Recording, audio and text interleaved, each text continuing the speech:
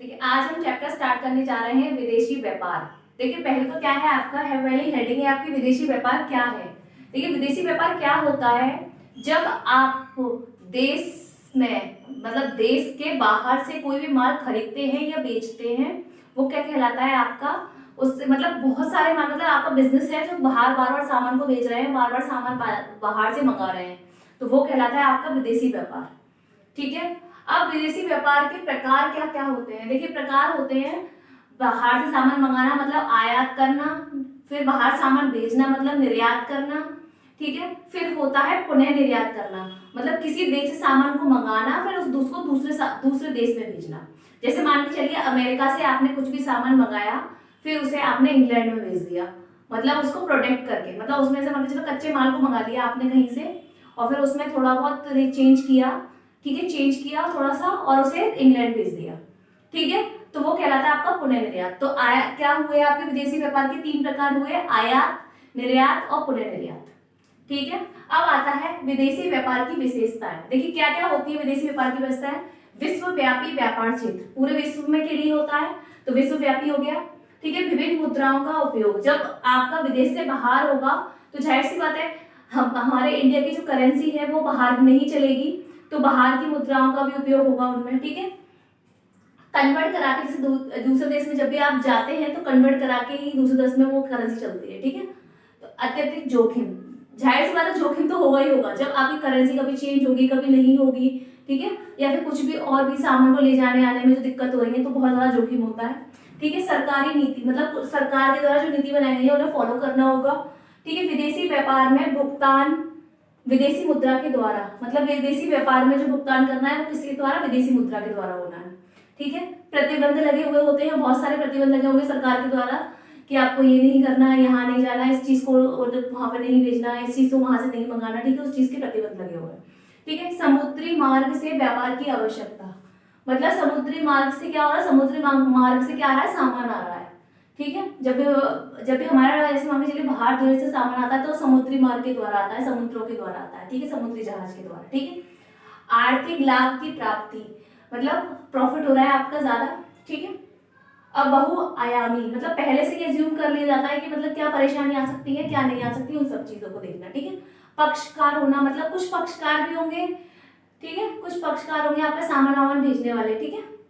भाषा संबंधी बाधाएं, ऑब्वियसली जब आपका क्या होगा कि जब विश्व से रिलेटेड चीजें आएंगी तो क्या होगा, भाषा संबंधी परेशानी तो होगी, क्योंकि क्या होता है कि यहाँ पर हिंदी हमारी मातृभाषा है, लेकिन बाहर के लोगों में लोग अगर इंग्लिश जानते हैं, मतलब यहाँ मान के चलिए कि हमारे इंडिया में लोग हिंदी इंग्लिश ज्यादा जानते हैं, इंडिया में मान के चलिए कि यहाँ पर यूपी में, ठीक है, यूपी में जानते हैं हिंदी इंग्लिश। ठीक है। अगर आप और भी कुछ जानते होंगे तो पंजाबी, सिक्किम वगैरह, अगर यूपी के कुछ और लोग होंगे पंजाब वगैरह से होंगे, पंजाब के बाहर। ठीक है।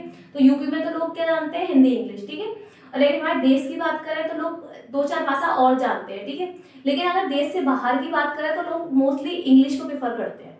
ठीक है। और उनके देश की कुछ अमेरिकन लैंग्वेज होंगी। ठीक है। तो अमेरिकन या फिर कहीं और की लैंग्वेज होगी, जो भी इंडोनेशिया वगैरह कहीं की भी आप कर रहे हो तो वहाँ पे लोगों को इंग्लिश आती होगी, लेकिन वहाँ पे कुछ और लैंग्वेज भी होंगी, लेकिन आप वहाँ की इंग्लिश भी अच्छे से नहीं समझ पाएंगे, है ना। तो वहाँ कहीं ना कहीं हमें दिक्कत होती है इन चीज़ों में, तो भाषा संबंधी बाधाएं। देखिए अब है विदेशी व्यापार के लाभ। अब लाभ क्या क्या हो सकते हैं विदेशी व्यापार के, देखिए क्या हो सकता है, विदेशी मुद्रा की प्राप्ति। जाहिर सी बात है जब आप विदेश में जाएंगे, विदेश से माल क्रय करेंगे तो आपको विदेशी मुद्रा की प्राप्ति होगी। अकाल एवं संकटकालीन सहायता, देखिए अगर कोई भी मुसीबत आती है, कुछ भी आता है तो विदेश के लोग भी आपकी हेल्प कर सकते हैं, विदेशी को प्रॉब्लम्स आ रही है तो। ठीक है। श्रम विभाजन, मतलब काम क्या होगा, वो बढ़ जाएगा। ठीक है। उपभोक्ताओं को लाभ, जो उपभोग कर रहे होंगे चीजों में उनको क्या होगा, प्रॉफिट होगा। राष्ट्रीय आय में वृद्धि, जब बाहर से देश से सामान मंगाएंगे, देश से जो सामान हमारे देश में उपलब्ध नहीं हो रहा होगा वो सामान बाहर से आएगा, या जो सामान हमारे देश में ज्यादा उपलब्ध हो रहा होगा तो वो बाहर जाएगा, तो हमारे राष्ट्रीय आय में ऑब्वियसली वृद्धि होगी। ठीक है। सभी प्रकार की वस्तुओं की प्राप्ति होगी, जब सामान आएगा जाएगा तो वस्तुओं की प्राप्ति हो जाएगी। ठीक है। सांस्कृतिक विकास, मतलब कुछ भी चीज किसे मतलब संस्थाओं को कुछ भी करने के लिए या सांस्कृतिक तरीके से, मतलब भगवान के तरीके से कुछ भी चीज उनका विकास होगा। औद्योगिकरण का प्रोत्साहन, उद्योग बढ़ेंगे। ठीक है। उद्योग मतलब व्यापार। ठीक है। अंतर्राष्ट्रीय सहयोग, मतलब बाहर से सहयोग मिलेगा आपको। अतिरिक्त उत्पादन का निर्यात होगा, ज्यादा से ज्यादा सामान बाहर भेजा जाएगा, अधिक लाभ होगा। ठीक है, अब है आपका विदेशी व्यापार के दोष। क्या क्या हो सकते हैं? कृषि प्रधान देशों को हानि। जो हमारे कृषि प्रधान देश है जिसमें कृषि की व्यवस्था होती है, देखिए अगर लोग क्या करते हैं, कोई कभी कोई कृषि के सामान ना खरीदकर, उन लोगों से सामान ना खरीदकर बाहर से सामान मंगाते हैं, तो उन लोगों को हानि होगी। राशि पतन की आशा का मतलब पैसे की वैल्यू कम हो जाएगी। ठीक है, अप्रिय फैशनों का प्रचार, मतलब जो भी चीजें जरूरत की नहीं होंगी, फैशन में नहीं होंगी, उनका भी प्रचार होगा। ठीक है, उपनिवेशवाद का को प्रोत्साहन, मतलब क्या कर रहे हैं कि उपनिवेशवाद का मतलब सीधे सीधे ये है कि आप वहां से व्यवस्था करना चीजों की, जो मतलब गलत चीजों को प्रोत्साहित करना। ठीक है, युद्ध काल में विदेशी व्यापार की हानि की, युद्ध काल में क्या हो रहा है, विदेशी व्यापार से की हानि हो जाएगी। देखिए अगर कोई युद्ध चल रहा है किसी विदेश से, तो वहां सामान आ या जा नहीं पाएगा। ठीक है, तो देश में वस्तुओं का अभाव हो जाएगा। लोग सोचेंगे बाहर सस्ता आ रहा है तो बाहर से मंगा लेते हैं, यहाँ पे बना के क्या करेंगे। ठीक है, पारस्परिक निर्भरता, मतलब निर्भर हो जाएंगे लोग उन पर। ठीक है, शोषण होगा, मतलब शोषण का मतलब हो रहा है गलत काम से है, मतलब गलत तरीके से किसी को भी पेश करना, शोषण होगा। ठीक है, विदेशी प्रतियोगिता, विदेशी लोग भी भाग पार्टिसिपेट करेंगे, कोई भी आपके यहाँ प्रतियोगिता होती है या बाहर की प्रतियोगिता होती है तो ठीक है, तो नुकसान ही होगा, जाहिर सी बात है। अर्थव्यवस्था पर कुप्रभाव, हमारी अर्थव्यवस्था खराब हो जाएगी। ठीक है, अब देखिए क्या होगा, विदेशी व्यापार की कठिनाइयां या समस्याएं। तो क्या क्या हो सकती है कठिनाइयां? कि स्थान की दूर है, भाषा में प्रॉब्लम होगी, भुगतान में कठिनाई होगी। ठीक है, माल की जांच संभव नहीं, देखिए वहां से माल आता है या यहाँ से माल जाता है वो संभव नहीं है। अगर आप चेक भी कर लेते हैं तो के द्वारा आप तो अगर थोड़ा सा माल आपका खराब निकलता है तो आप उसे वापस भेजेंगे तो उतना ही पैसा लग जाता है उसे मंगाने या भेजने में। ठीक है, तो वो संभव नहीं है। विदेशी बाजारों के रीति रिवाजों की अनभिन्नता, मतलब अलग अलग होते हैं विदेशी व्यापार के रीति रिवाज। ठीक है, अधिक जोखिम होगा। ठीक है, कानून नियम में भिन्नता होगी, वहाँ के कानून में यहाँ के कानून में अलग अलग होंगे। ठीक है, प्रतिनिधियों की अधिकता होगी, वहाँ मतलब लोग आएंगे जाएंगे ज्यादा। ठीक है, संदेश वाहन की असुविधा होगी, मतलब संदेश को कैसे भेजा जाए, कैसे मंगाया, उसके लिए असुविधा होगी। आयात निर्यात शुल्क जाएगा। ठीक है, माल बाहर से मंगाते हैं और यहाँ से भेजते हैं तो आपको पता होगा कि इंटरनेशनल जीएसटी लगती है, तो इंटरनेशनल जीएसटी लगती है तो ध्यान रखिए जो हमारे देश में जीएसटी लगती है, ठीक है, उससे दुगनी जीएसटी बाहर के लिए लगती है। ठीक है, सरकारी हस्तक्षेप होगा, सरकार का हस्तक्षेप होगा। ठीक है, तो अब आता है आपका विदेशी व्यापार का प्लेग, मतलब क्या क्या चीजों की जरूरत पड़ती है विदेशी व्यापार को माल से भेजने या फिर मंगाने में। क्या क्या होता है? आदेश पत्र, मतलब ऑर्डर पत्र की, ऑर्डर लेटर की जरूरत पड़ती है। ठीक है, जहाजी बिल्टी, मतलब जहाज जिस सामान से जहाज से जा रहा है उसका उसमें नंबर वगैरह लिखे होते हैं तो जहाजी बिल्टी की जरूरत पड़ती है।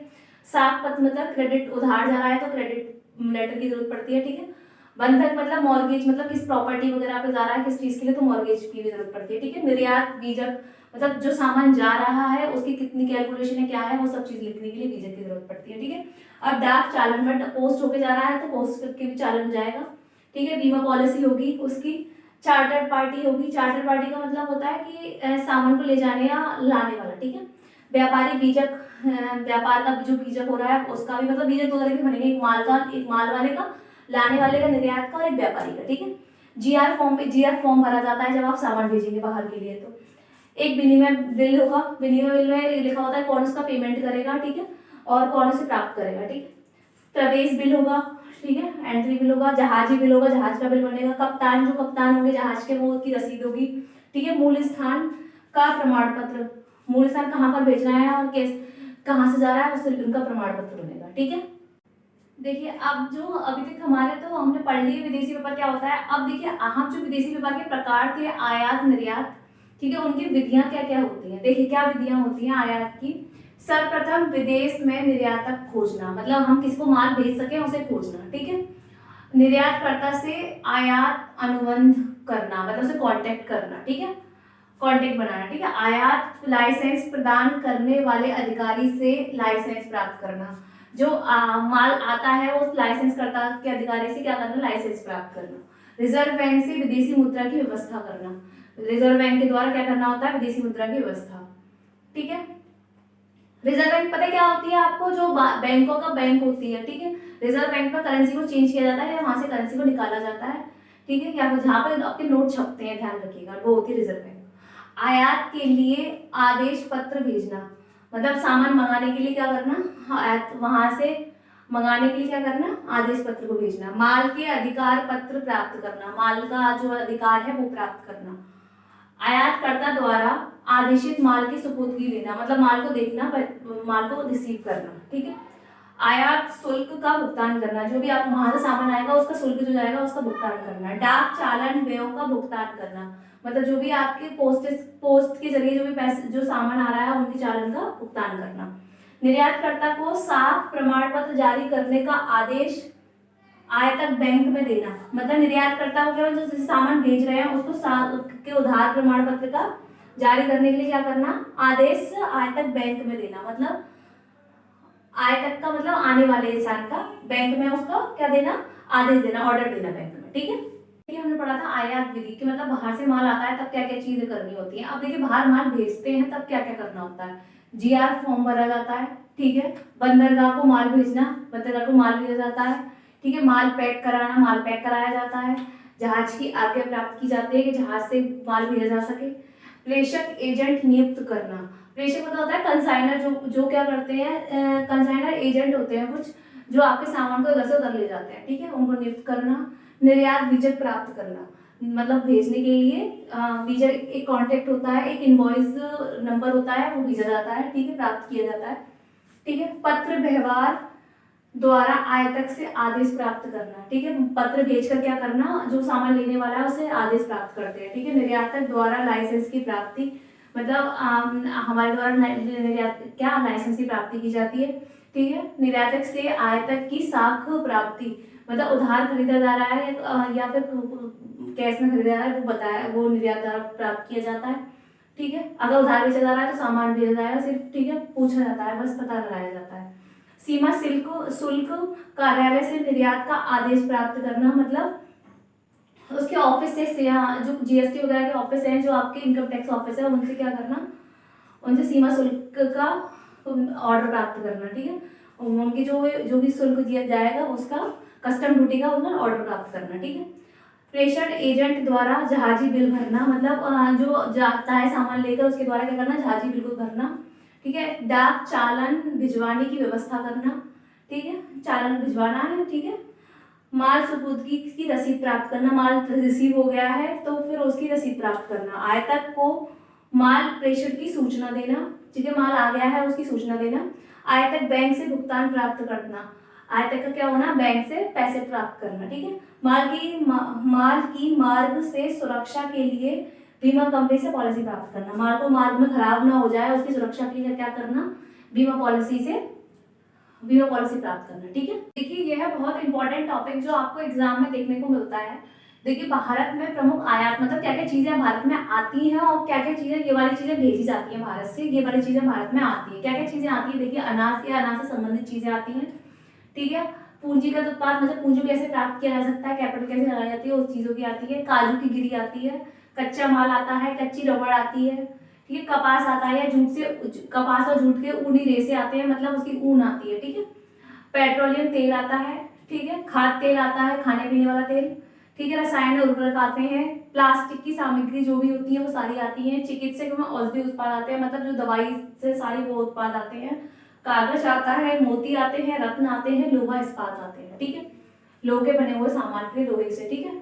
अब और भारत में तो निर्यात ज्यादा क्या क्या है, देखिए कृषि या कृषि से संबंधित चीज उत्पाद जाते हैं, मतलब कृषि से संबंधित जो भी चीजें होती है वो जाती हैं। समुद्री उत्पाद कॉफी जाती है, ठीक है। कपास जाते हैं, चावल जाते हैं, मसाले जाते हैं, चीनी जाती है, चाय जाता है, जैसे तंबाकू जाते हैं। खनिज ईंधन जाता है, खाने पीने के लिए जो व्यवस्था की जाती है, लकड़ी कोयला वगैरह वो सब चीजें जाती हैं। कोयले जाते हैं, वस्त्र जाते हैं, ठीक है।